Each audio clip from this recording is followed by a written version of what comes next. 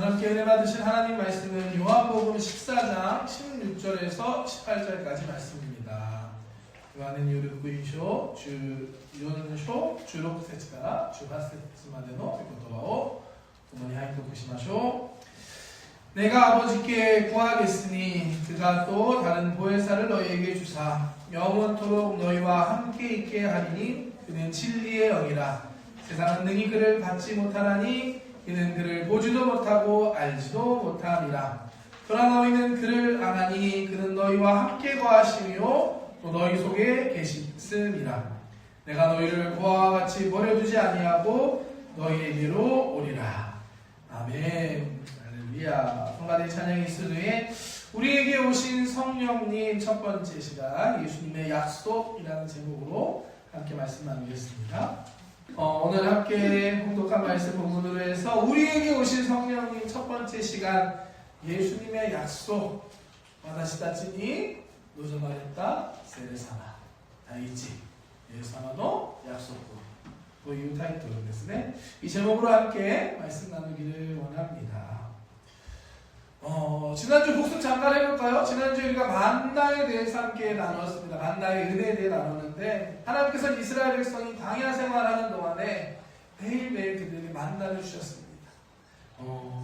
근데 이 만나는 단순히 이스라엘 백성의 배부르게 먹고 살기만 하는 것이 아니라 그 안에는 특별한 의미가 있었고 또 은혜가 있었다라고 지난주에 함께 말씀 동의가 나눴습니다. 기억하시나요? 첫 번째가 뭐였죠? 이 만나를 통해서 먼저 우리 하나님이 얼마나 크고 위대하신 분이신지 전능하신 분이신지를 알려주셨습니다. 이스라엘 백성이 수백만 명이었죠. 수십 년 동안 매일 아침마다 만나를 공급해서 먹게 해주셨습니다. 하나님 아니고서는 할 수 없는 하나님의 위대하심을 알려주신 놀라운 사건이었습니다. 또한 매일매일 반복되는 이 만나를 통해서 하나님께서는 믿음으로 사는 믿음의 삶을 훈련시켜 주셨습니다. 딱 오늘 먹을 것만 주셨잖아요.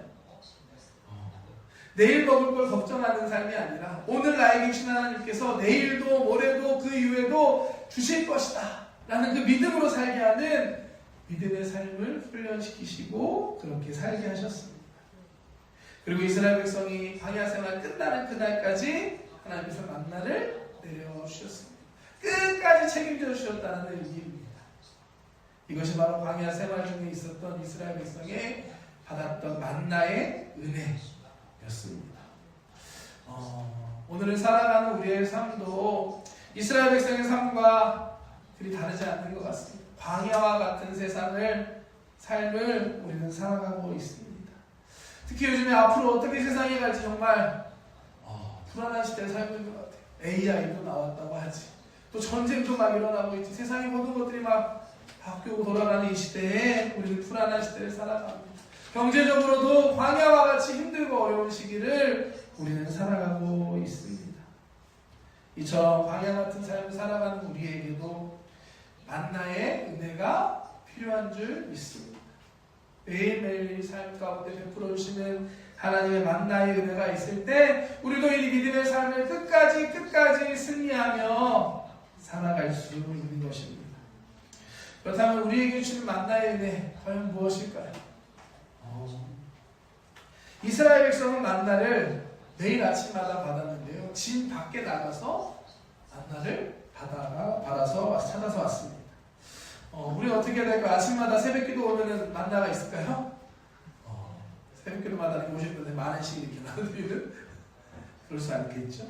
우리에게 내려주신 만나는 과연 무엇일까? 말씀을 준비하면서 지난주 기도하고 묵상하는데 이런 생각이 들더라고요. 우리에게 주신 만나는 다른 것이 아니라 2000년 전에 이 땅에 오신 성령님께서 우리에게 만나와 같은 존재가 아닐까 하는 생각을 해봤습니다. 만나는 하늘로부터 내려왔거든요. 성령님도 하늘로부터 이 땅에 임하셨습니다. 우리에게 오셨습니다. 우리의 삶에 임하셨죠. 우리 삶 가운데 오셔서 우리를 먹여주시고 우리를 채워주시고 우리를 도와주시고 인도해 주십니다. 하나님의 역사를 알게 해주시고 우리의 믿음을 회복시켜 주시는 분이 바로 이 성령님이십니다. 세상 끝날까지 우리와 함께 하시고 우리를 책임져 주시는 분도 이 성령님이십니다. 우리에게 만나가 성령님이지 않을까라는 생각을 하게 됐는데요. 그렇기 때문에 우리는 이 광야 삶을 살아갈 때 성령님에 대해서 잘 알아야 합니다. 그리고 아는 것뿐만이 아니라 정말 우리의 삶에 모시고 살아갈 수 있어야만 합니다. 우리 순복음교회 아까 2부 예배 때 한 1000년이 왔습니다. 일본 청년이 왔는데 누군가의 새 가족인가 하고 봤더니만 요코하마에 있는 어디 교회의 신학생이라고 하더라고요. 일본 청년이 와가지고 우리 교회 탐방으로 한번 왔었다는 거예요. 그러면서 이런저런 얘기하다가 저한테 얘기했던 게 역시 그 순복음 풀갔을 때 이 펜타코스탈은 뜨겁네요. 아찌 데스네 라고 하고 그러더라고요. 맞다. 우리는 그거 없으면 우리는 아무것도 아니다. 이렇게 얘기를 했었는데요. 우리 교회 성령에 대한 거 누구보다도 많이 이야기하고 하지만 이게 진짜 말뿐만이 아니라 정말로 우리 삶 가운데 성령님을 모셔드리고 성령으로 충만한 삶을 우리가 살아야만 하는 것입니다. 바라는 것이 있다면 우리 가와사키 성전의 모든 성도님들이 성령으로 충만하시기를 주님의 이름으로 축복합니다. 아멘. 그래서 오늘부터 6주 동안 시리즈로 말씀을 좀 전해보려고 하거든요. 6주에 뭐가 있느냐? 오순절이 있습니다. 오순절이 5월 24일 딱 6주가 남아있거든요. 이 6주 동안 성령님에 대한 말씀을 시리즈로 우리가 함께 나누기를 소망합니다. 이 기간을 통해서 말씀을 통해 성령님에 대해서 좀 우리가 배우고 또 더 성령님을 사모하고 무엇보다 성령으로 충만받는 우리 모두가 되길. 올해 오순절이 정말로 그냥 지나가는 오순절이 아니라 우리 모두 성령으로 충만한 오순절이 되기를 주님의 이름으로 축복합니다. 아멘. 아멘. 네, 모두 다 그렇게 되길 줄 믿습니다. 오늘이 그 첫 번째 시간인데요. 우리에게 오신 성령님 첫 번째 시간 예수님의 약속. 예수님의 약속입니다. 오늘 함께 읽은 본문이 바로 예수님께서 제자들에게 약속해 주신 말씀입니다. 오늘 본문의 배경이 되는 요한복음 13장부터 17장까지는 하룻밤에 있었던 이야기예요. 언제냐? 예수님이 십자가 달리시기 바로 전날 밤에 있었던 이야기입니다. 23장 이렇게 시작하는데 함께 볼까요? 6월절 전에 예수께서 자기가 세상을 떠나 아버지께로 돌아가실 때가 이른 줄 아시고 세상에 있는 자기 사람들을 사랑하시되 끝까지 사랑하시니라. 아멘. 우리 예수님께서 우리를 끝까지 사랑하신 줄 믿습니다. 오늘 말씀 보면 6월절 전이라고 나옵니다. 6월절이 바로 예수님이 십자가에 달리신 그 6월절이었습니다. 이 6월절을 앞두고 예수님께서는 사랑하는 제자들과 함께 마지막 시간을 가지셨던 겁니다. 사진 잠깐 보여주실래요? 이미지. 잘 아시는 레오나르도 다빈치가 그린 최후의 만찬 그림 아시죠? 바로 이 최후의 만찬이 요한복음 13장부터 17장까지 없나요? 짠! 나왔습니다. 아시는 이 유명한 그림이죠? 최후의 만찬이 그림이 바로 이 요한복음 13장부터 17장까지의 배경이 되는 그림입니다. 예수님께서 사랑하는 제자들과 마지막 저녁 식사를 하신 거예요. 예수님께서 제자들을 정말 사랑하셨던 것 같습니다. 요한복음 13장부터 말씀을 잘 보면 마지막에 이 제자들에게 정말 사랑을 다해서 가르쳐 주시고 알려주시는 그 예수님의 마음이 우리는 느껴집니다. 먼저 이 시간 말씀 보면 예수님께서 제자들의 발을 먼저 닦아주시고 직접 발을 닦아주시고 그러면서 뭐라고 하시냐? 내가 너희를 이렇게 섬기고 사랑하는 것 같이 너희도 서로 섬기고 사랑해주라. 첫 번째 주님의 말씀이었습니다. 제자들 사이가 그렇게 좋지 않았나 봐. 사랑해라 라는 말씀을 처음 주시고 그리고 예수님께서 앞으로 있을 일에 대해서도 다 먼저 가르쳐 주십니다. 제자 중에 한 명이 나를 배신할 것이고 너희들은 다 나를 버리고 도망칠 거야. 그때 베드로가 이야기하죠. 저는 그러지 않습니다. 목숨을 걸고 주님과 함께 할 겁니다. 그때 예수님이 말씀하시죠. 베드로야 오늘 밤이 가기 전에 3번 너가 나를 부인할 것이다. 이런 말씀을 주님께서 하셨습니다. 예수님이 하시는 말씀 참 절망적인 이야기였습니다. 이 제자들 누굽니까? 예수님께 부름을 받고 3년 동안 예수님과 함께하며 예수님을 따라다녔던 사람들. 자기 가지고 있던 건 다 버리고 예수님을 쫓았던 사람들. 근데 예수님 말씀하시는 겁니다. 이제 나는 배신당하고 십자가에서 죽을 거야. 너네 다 도망갈 거야. 이런 절망적인 이야기 제자들에게 하고 있는 겁니다. 아마 제자들에겐 충격이었을 겁니다. 제자들 중에는 일부는 예수님께서 이 이스라엘 백성을, 이스라엘 나라를 이 로마 제국으로부터 해방시켜 줄 거야. 이런 기대를 갖고 있던 사람들도 있었어요. 그런데 예수님께서 하시는 말씀은 정말로 제자들에게는 절망과 같은 이야기였습니다. 이 말씀을 하고서 두려워하고 불안해하는 제자들에게 주신 말씀이 오늘 14장에 우리가 함께 보는 본문의 말씀이었습니다. 예수님께서 나는 이제 너희들 떠나지만 다른 보혜사 성령님을 너희에게 보내줄 거야. 걱정하지 마라. 라는 약속의 말씀을 주고 계신 겁니다. 예수님께서는 제자들뿐 아니라 우리에게도 똑같이 약속해 주셨다라고 저는 믿습니다. 세상 가운데 소망을 잃고 힘들어하고 낙심하고 좌절하고 두려움 앞에 있는 불안해하는 우리들에게 두려워하지 마. 내가 다른 보혜사를 너에게 보내줄게. 라고 우리에게 약속의 말씀을 주신 줄 믿습니다. 이 성령님께서 언제나 우리와 함께 하시고 우리를 위로해 주시고 힘 주시고 도와주시겠다라고 말씀해 주시는 것입니다. 오늘 예수님의 이 약속의 말씀을 믿는 저와 여러분 되시기를 주님의 이름으로 축복합니다. 예수님께서는 말씀하십니다. 내가 또 다른 보혜사를 너에게 보내주겠다. 말씀 볼까요? 14장 16절 말씀 함께 읽겠습니다. 내가 아버지께 구하겠으니 그가 또 다른 보혜사를 너희에게 주사 영원토록 너희와 함께 있게 하리니. 아멘. 예수님께서 하나님 아버지께 내게 구하겠다. 다른 보혜사를 너희에게 보내주도록 그분은 영원토록 너희와 함께 할 겁니다. 라고 말씀해 주십니다. 여기서 말씀하신 또 다른 보혜사가 바로 우리가 아는 성령 하나님, 성령님이시죠. 보혜사라는 단어 다 아시죠? 한자 찾아보니까 지킬 보, 은혜해, 스승사자라고 하더라고요. 그래서 검색해서 보니까 믿는 자를 보호하여 돕는 뜻으로 성령을 일컫는다라고 해석이 나오더라고요. 신약 성경의 이 보혜사, 헬라어로 뭐라고 하냐? 파라클레토스. 아마 들어보셨을 겁니다. 파라클레토스. 이 파라라는 것은 곁에, 가까이라는 의미고요. 이 클레토스는 칼레오라는 단어에서 왔는데 칼레오가 뭐냐? 부른다. 근데 클레토스는 이 수동태로 부름을 받다.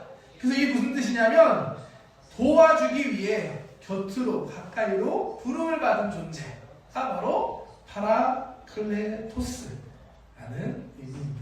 정리해서 한 번에 보면 이 보혜사 성령님 누구시냐? 우리를 도와주시고 지켜주시고 우리와 함께 하시기 위해 하나님으로부터 보냄을 받은 분이라는 의미가 있는 것입니다.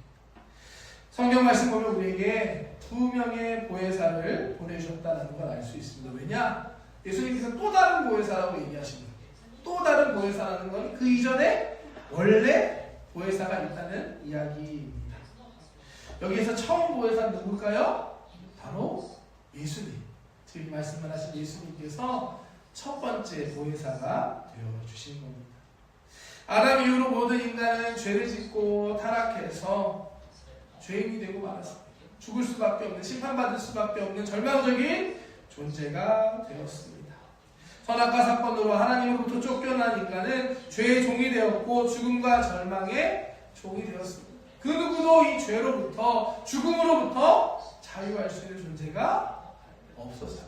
그럴 방법이 없었습니다. 인간의 방법과 노력으로는 할 수 없는, 누군가의 도움이 필요한, 구원이 필요한 존재가 된 것입니다. 로마서 3장 23절 말씀은 이렇게 말합니다. 모든 사람이 죄를 범하였음에 하나님의 영광에 이르지 못하더니 아담만 잘못했나? 아니죠. 모든 사람, 이곳에는 저 여러분 모두가 죄를 짓고 하나님의 영광으로부터 멀어진 존재가 되었습니다. 죄로 인해 심판받고 멸망받을 수밖에 없는 존재, 그게 우리의 실제적인 모습입니다. 그런데 그럼에도 불구하고 하나님께서 우리를 사랑하셔서 이 땅에 독생자 예수님을 보내주신 줄 믿습니다. 우리를 돕기 위해 처음으로 보냄을 받은 분이 바로 이 예수님이십니다. 첫 보혜사입니다. 요한복음 3장 16절 함께 볼까요?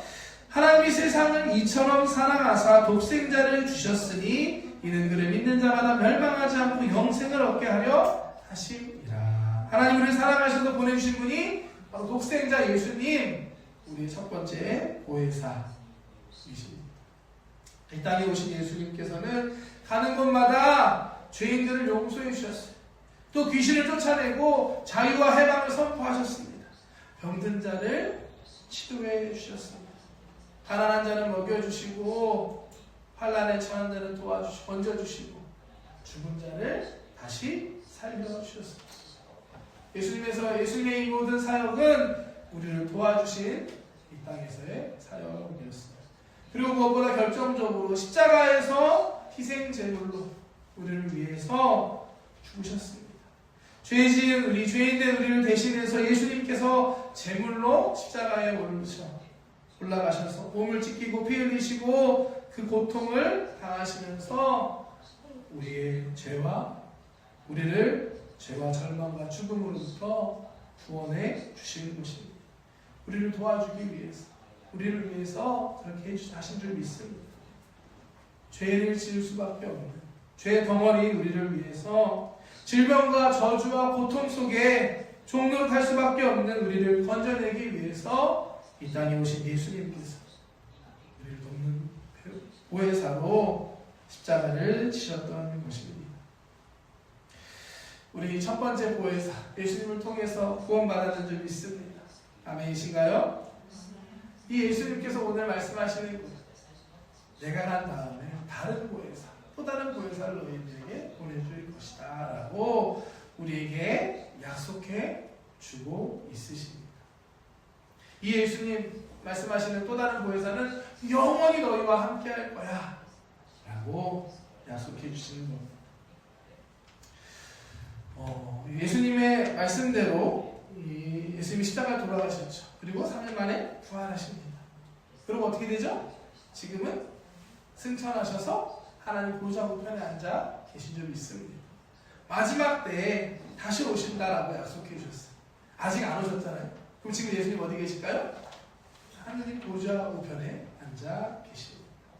그런데 예수님께서 제자들에게 재밌는 말씀을 합니다. 마태복음 28장 20절 말씀 한번 볼까요? 예수님 약속해 주시는데요.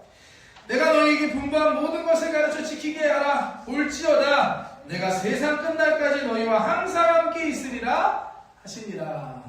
네, 세상 끝날까지 항상 함께 있을 거야 라고 제자들에게 약속해 주시는 거예요. 이 말하시고 바로 하늘로 오르셨습니다. 이 무슨 의미가 있을까요? 바로 뭐냐? 다른 보혜사 성령님을 통해서 우리와 세상 끝날까지 함께 하시겠다는 약속을 하신 것입니다. 오늘 본문 말씀 다시 한번 볼까요? 14장 16절 17절 말씀. 내가 아버지께 구하겠으니 그가 또 다른 보혜사를 너희에게 주사 영원토록 너희와 함께 있게 하리니 그는 진리의 영이라. 세상은 능히 그를 받지 못하나니 이는 그를 보지도 못하고 알지도 못함이라. 그러나 너희는 그를 아나니 그는 너희와 함께 거하시며 또 너희 속에 계시겠습니다. 예수님께서 말씀하시는 겁니다. 세상은 모르지만, 세상은 모르니까 받지 못하지만 너희는 알기 때문에 성령님께서 너희와 함께 하시고 너희 속에 거하시겠다라고 말씀합니다. 우리 안에 계신다는 말씀. 어떻게 가능하냐? 진리의 영이시기 때문에, 성령님은 영이시기 때문에 이것이 가능한 줄 믿습니다. 사실 첫 번째 보혜사로 이 땅에 오신 예수님은 완전한 인간의 모습으로 오셨어요. 들어보셨죠? 완전한 인간. 그렇기 때문에 인간의 육신을 갖고 계셨기 때문에 이 육체에 한계가 있었어요. 시간적으로, 공간적으로 한계를 갖고 이 땅에서 사역하실 수밖에 없었어요. 쉽게 말해 만나는 사람이 제한적일 수밖에 없는, 한 번에 여러 명과 동시에 만날 수 없었습니다. 하지만 성령님은 보면 진리의 영이시잖아요.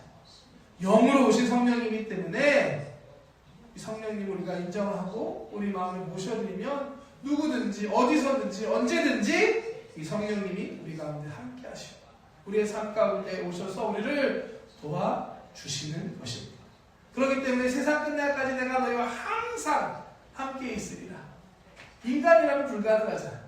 항상 함께 하실 존재가 어디 있어. 하지만 영으로 오신 성령님께서는 언제나 always 항상 잊지 뭐 우리랑 함께 하실 수 있는 분이라는 사실을 믿으시기를 주님의 이름으로 축복합니다.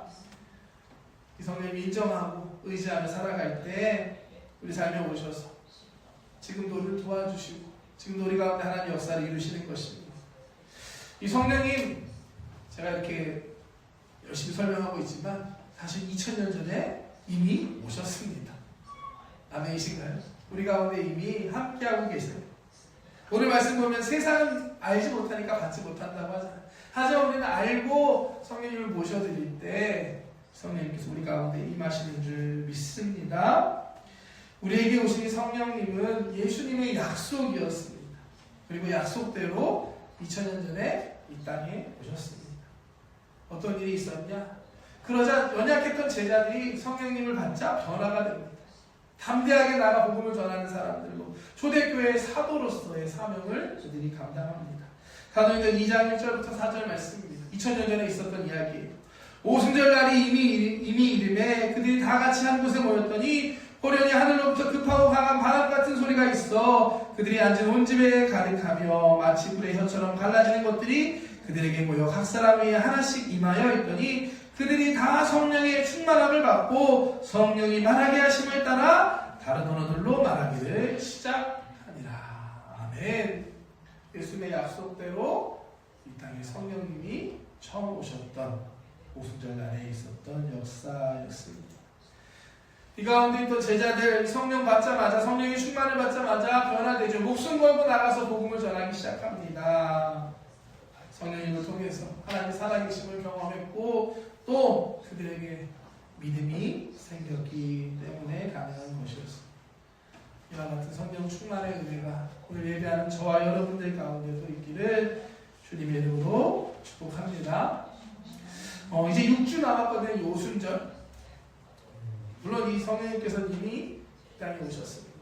우리와 함께하고 계십니다. 하지만 이 오순절을 맞아서 우리가 다시 한번 이 성령의 충만을 사모했으면 좋겠습니다.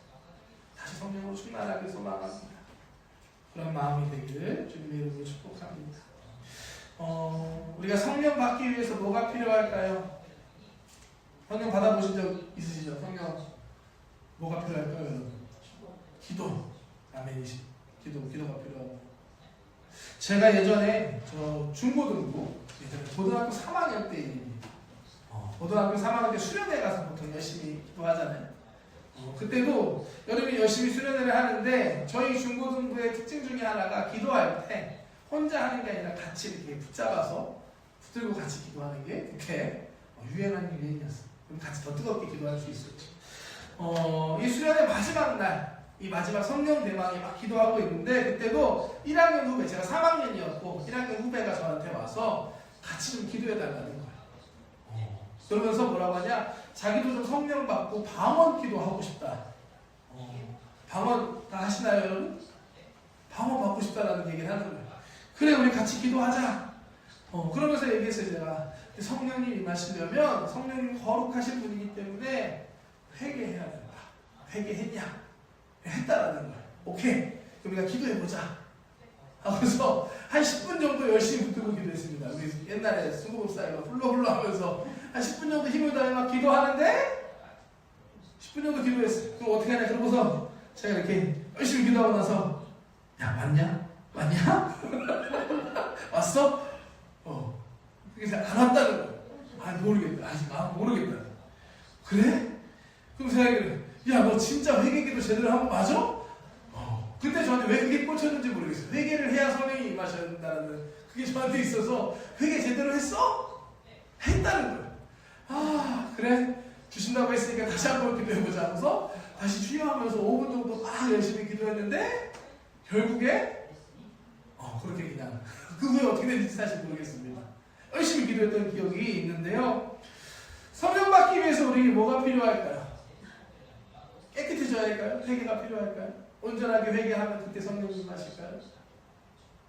예전에 좀 그렇게 생각했던 것 같아요. 근데 제가 신앙생활을 하고 또 사역을 하면서 느끼게 된 건 뭐였냐면 우리가 회개를 한 다음에 성령이 임하시는 게 아니라 성령님이 임하면 우리는 자연스럽게 회개하려는 게 아니라 회개가 일어난다는 것을 제가 나중에 깨닫게 되었습니다. 그래서 제 기도의 순서도 좀 바뀌었거든요. 성령님 임하소서. 예전에 막 여러 가지 준비의 기도를 했는데 그런 게 필요가 없더라고요. 성령님이 임하시면 능력이 나타나고 회개도 임하고 방언도 임하고 병고침도 임하고 놀라운 기적의 역사가 임하는 줄 믿습니다. 우리에게 필요한 건 어떠한 조건이 아니라 예수님의 약속을 믿고 기도하는 줄 믿습니다. 왜냐? 예수님 보내주신다라고 약속해 주셨습니다. 아멘이신가요? 이 약속을 믿고 기도하는 거예요. 주님 보내주신다고 하신 성령님 사모합니다. 내게도 임하여 주시옵소서. 내 안에 충만하게 임하시옵소서. 간절히 사모하고 기도할 때 성령님께서 하나님의 때 하나님 방법으로 우리에게 임할 줄 믿습니다. 여러분 지금 성령으로 충만하신가요? 예전에 그랬던 것 같은데 아니 난 아직 그런 경험 해본 적 없는데 여러분들 마음가운데 사모하는 마음이 있으시길 주님의 이름으로 축복합니다. 또 한 가지 예수님의 약속, 이 약속을 믿고 기도할 수 있는 저와 여러분 되시기를 주님의 이름으로 축복합니다. 예수님께서 약속해 주셨습니다. 내가 다른 보혜사를 너에게 보내줄 거야. 불안해하고 두려워하는 제자들에게, 낙심하고 있는 제자들에게 성령님을 약속해 주셨습니다. 우리에게도 주신 약속의 말씀인 줄 믿습니다. 다시 성령 충만을 사모하고 이 약속 붙들고 기도할 때 다시 성령으로 충만하게 되는 우리 가와사키 성전되고 우리 모두가 되기를 주님의 이름으로 축복합니다. 축복합니다. 기도하겠습니다. 사랑의 하나님 감사합니다. 하나님 오늘 말씀을 통하여서 성령님에 대해서 우리가 다시 한번 사모하는 마음으로 기도하기 원합니다. 예수님께서 우리에게 다른 보혜사 성령님을 보내주신다 약속하셨음을 믿습니다. 이 약속을 믿음으로 우리가 사모하는 마음으로 간절히 기도할 수 있게 하여 주시옵소서. 다시 성령으로 충만하기를 소망합니다. 다른 보혜사 되신 성령님 우리에게 오셔서 우리를 도와주시고 지켜주시고 우리를 인도하여 주시옵소서. 광야와 같은 세상 가운데서 낙심하고 좌절하고 쓰러지는 것이 아니라 성령의 충만한 능력으로 변화받아서 그 믿음으로 다시 일어나 나아가는 우리 모두가 되게 하여 주시옵소서. 성령님이 임하실 때 능력이 나타남을 믿습니다. 우리 가와사키 성전 가운데 성령님 충만하게 임하여 주셔서 회개의 역사가 일어나는 곳 되게 하여 주시고 방언의 역사가 일어나는 병고침의 역사가 일어나는 놀라운 기적의 우리 교회가 되게 하여 주시옵소서. 우리 한 사람 한 사람의 삶이 되게 하여 주시옵소서.